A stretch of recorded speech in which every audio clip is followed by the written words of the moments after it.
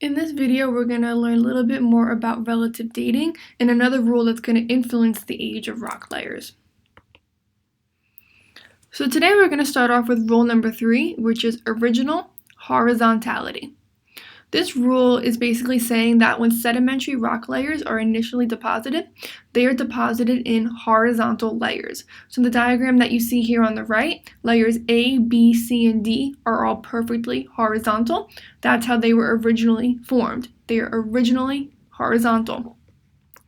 However, if you find that rock layers are not horizontal, there was some geologic event that occurred to disrupt the layers. So the bottom line is, if you don't see perfectly horizontal rock layers, something happened to cause that, because they should always initially be horizontal. So to remind you of this is an animation that we looked at in the previous lesson. As these sedimentary rock layers are getting deposited, you can see that they're perfectly horizontal layers. So the question becomes, what could cause rock layers to not be perfectly horizontal? One example is from mountain building. If you look at the rocks in the background here, you can see that those layers are not perfectly horizontal. You can see almost like a triangular shape to them. We call this folding. When mountains form, it's because two different pieces of land masses collide, and that collision is so powerful and forceful, it deforms the rocks and ends up folding the rocks. After the folding process, these rock layers are no longer horizontal. So if you look at the image here to the right, you will see that they're not perfectly straight lines. There's a little bit of curve to them in the middle, because as these rocks are colliding, the rocks get pushed up and folded. Here's another example of this, of folded rock layers. They are no longer perfectly horizontal. It's important to note that the rock layer on the bottom is still the oldest. The rock layer on the top is still the youngest.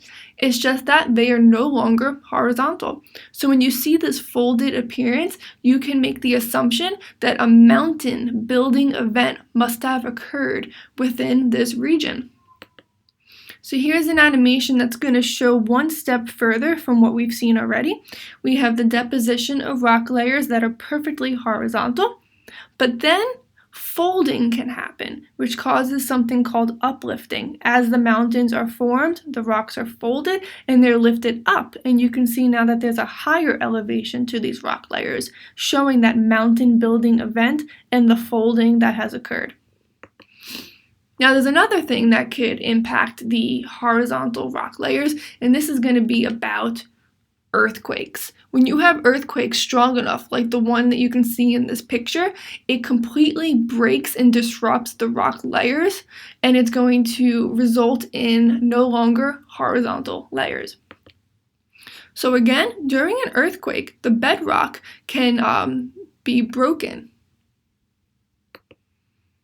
A fault line is what is the marker, the boundary between those broken rock layers. So if we take a look here at this image a little bit closely, you can see that they're no longer perfectly horizontal. There's a fault line between them. It's the boundary between the broken rock layers. And that's going to be an indicator that there was an earthquake that happened, and these rocks are no longer perfectly horizontal. So here we have perfectly horizontal rock layers, but over time, after an earthquake, those rocks get displaced, and that fault line there marks the boundary between the rocks that were broken because of that earthquake. Here's just one more animation to show you this process.